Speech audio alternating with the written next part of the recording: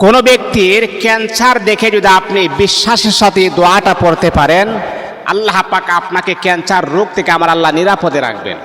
মনে করেন একজন মানুষের ক্যান্সার রোগে আক্রান্ত, ওই ক্যান্সারওয়ালা ব্যক্তিকে আমরা দেখতে অনেক সময় যাই, কারণ আমরা জানি ক্যান্সার হলে তার কোনো আনসার নাই, সে পৃথিবী থেকে বিদায় হয়ে যাবে, তার মরণ গনিয়ে আসছে, আমরা এটা জানি। যদি আপনি মনে করেন ক্যান্সারওয়ালা ব্যক্তিকে দেখার জন্য আপনি যাচ্ছেন, কারণ অসুস্থ ব্যক্তিকে দেখাও সুন্নাহ। আমার নবী যখন কোনো সাহাবায়ে কেরাম অসুস্থ হয়ে যাইতেন, তখন নবীজি পায়ে হেঁটে হেঁটে নবী তার বাড়িতে পৌঁছে যাইতেন, তাকে আশ্বাস দিতেন, তাকে ভরসা দিতেন, ইনশাআল্লাহ যে আল্লাহ আপনাকে অসুস্থ করেছেন সে আল্লাহ আপনাকে আবার সুস্থতার নিয়ামত দান করে দিবেন।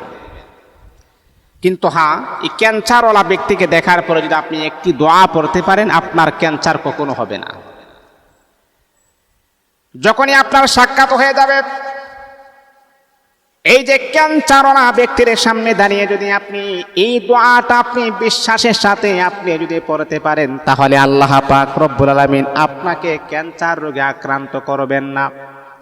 আল্লাহ পাক এই ধরনের মুসিবত থেকে আমার আল্লাহ আপনাকে কুদরতিভাবে হেফাজত করবেন। আপনি পড়বেন বিসমিল্লাহিল্লাযী লা ইয়াদুররু মা ইসমিহি শাইউন ফিল আরদি ওয়ালা ফিস সামাই ওয়া হুয়াস সামিউল আলিম।